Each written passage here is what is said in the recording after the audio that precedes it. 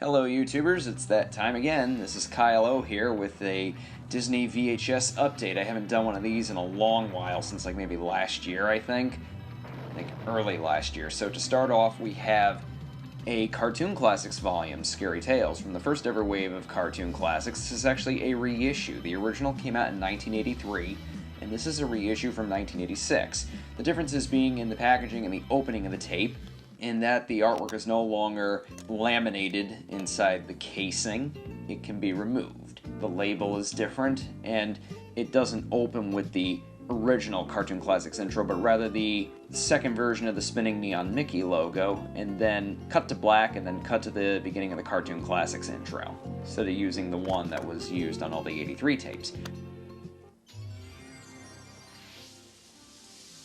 This is a Epcot Center Souvenir program, which was also originally released in 1983, and this is also a late 80s reissue. I think this reissue was made in about like 86 or 87, although my pressing is actually from around 87, 88, as you can see by the tape label and the holographic film camera sticker on the back cover. And as you'd expect, being a souvenir film made a year after Epcot Center first opened, it has a lot of stuff that is not at the park today, and it's a really cool piece of history, and it's a very soothing watch. And if you ever come across it on YouTube, because people have uploaded it from the VHS on YouTube, it's very much worth your time if you're a parks enthusiast, or at least like Disney parks. Here is a demo tape. This one is for the Jungle Book's 1991 video release. It's not in the best of condition, as evidenced by the taped crack there and some of the writing somebody wrote new on both the tape label and the red box. Some of the demo tapes that were made in the 90, 91, 92 period came in simple red boxes like these, that when you expose them to light, you see all these Walt Disney stacked on top of each other. It creates almost like a rippling light effect. And the labels sometimes would be gold, like this one. This is actually a pretty common demo tape. It's one of the easiest ones to find in my experience. And of course, I'm showing the print date there. There's some other stuff on there too. I mean, it plays fine, and it's in pretty decent condition. It's just not in the best condition. I'm glad to have at least one of these kinds of demo tapes in my collection. Here we've got the Mini Classics edition of Bongo. This VHS was released in 1989. Bongo was one of the segments that made up the 1947 feature film Fun and Fancy Free. The package features were never re-released theatrically, with the exception of the Three Caballeros, albeit in highly edited form. And also the 42-minute Saludos Amigos, which was reissued on a double bill with Dumbo once. Walt Disney, basically the Disney studio, broke the package features into their individual parts and then broadcast them on the Disneyland Anthology program. Later, Walt Disney, like in some iterations it was Walt Disney Presents, and in some iterations it was Walt Disney's Wonderful World of Color. I forget the exact order at the moment.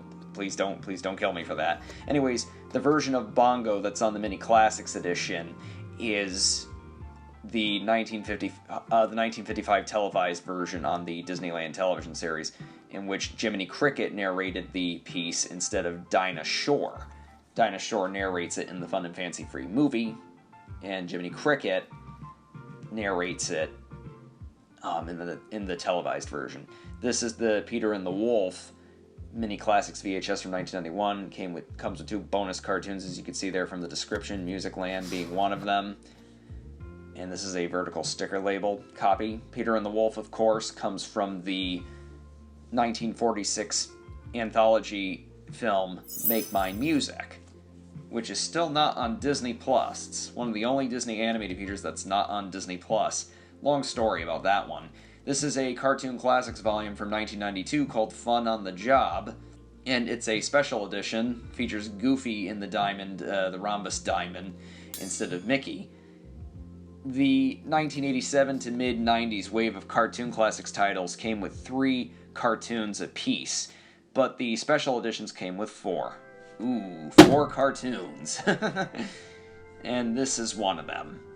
Another one that I'd like to get is Goofy's Fun World of Sports. I believe that's what that volume is called. It's a ink label, mid-92 printing there. And here we have the final Classics VHS of Alice in Wonderland, towards the end of its run as a Classics title before the Walt Disney Masterpiece Collection was started. Very late pressings of, very late printings of Alice in Wonderland finally switched the heading from Walt Disney's, which was the heading that Disney used for Classics editions from 1984 to 1987, sans a few, such as Robin Hood and most copies of The Sword in the Stone. Yeah, I'm going to show the difference here. They changed the heading from Walt Disney's to Walt Disney's Classic, and they removed the Classics diamond from the back cover, so it's only on the spine. Basically, everything that distinguishes an 80s Classics edition, like a mid-80s Classics edition, is now gone from this cover. And these were made, some people say 92, some say 93, but as far as I can see, they're from 94, as I recently found out from a fellow collector. He doesn't have a YouTube, as far as I know, but... And of course, it uses the ink label that Disney had been using for Alice in Wonderland since mid-1991, similar to the ones used for Dumbo and Alice in Wonderland.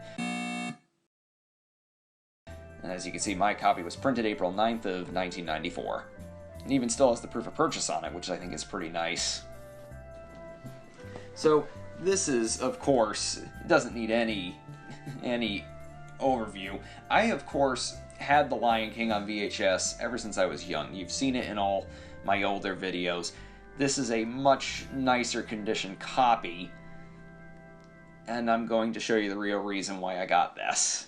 Because normally I don't go out of my way to get. That's my copy that I've had since I was a kid, back when it first came out in 1995. I'm just showing you how beat up it is compared to this one. The previous owners took good care of it, unlike me when I was a kid. But here's the real reason I got this.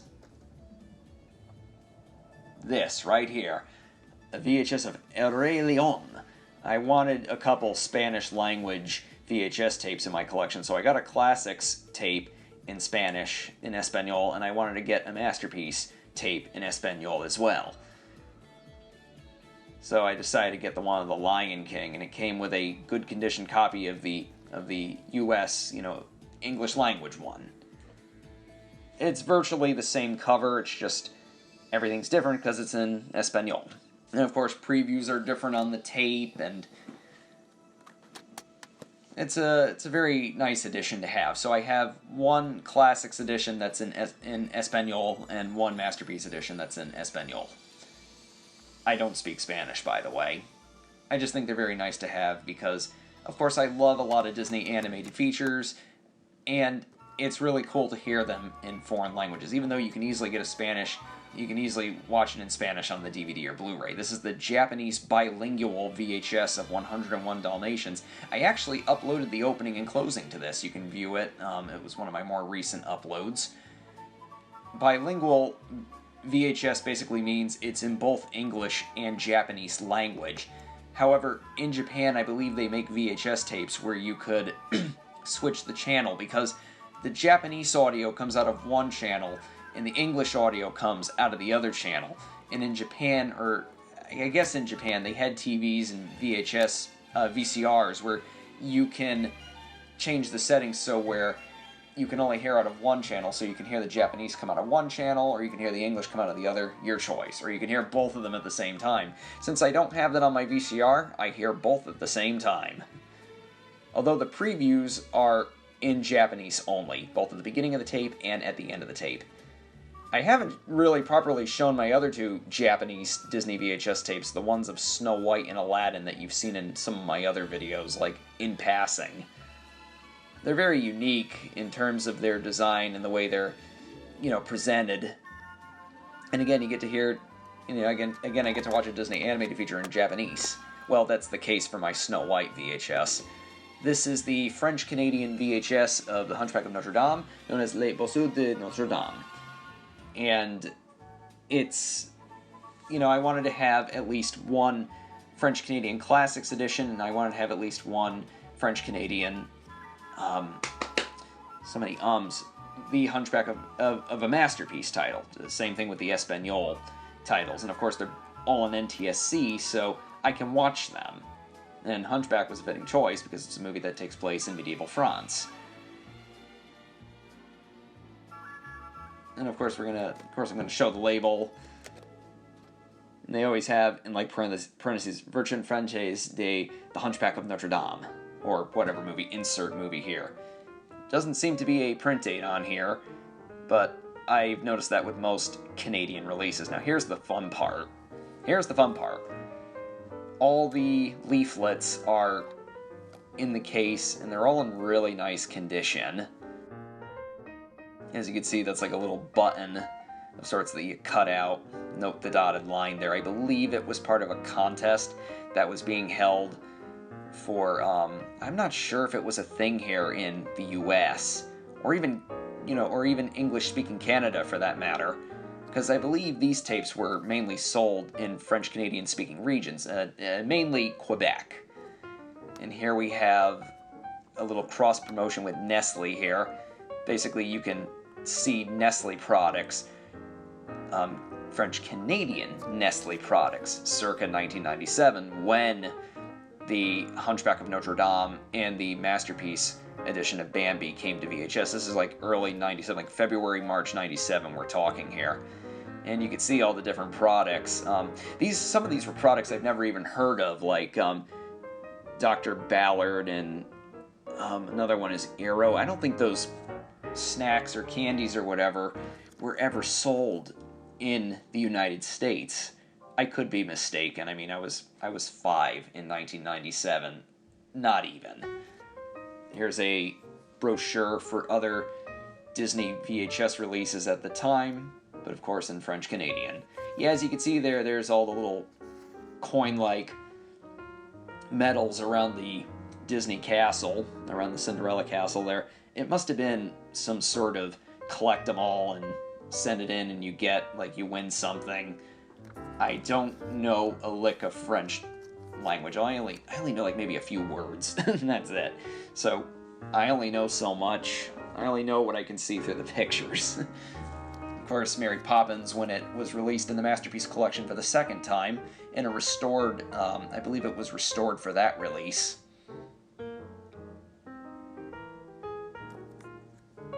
Fun and Fancy Free, of course, came to the Masterpiece Collection in 1997 for its 50th anniversary. And I figured I'd show, like, the additional titles that were highlighted here.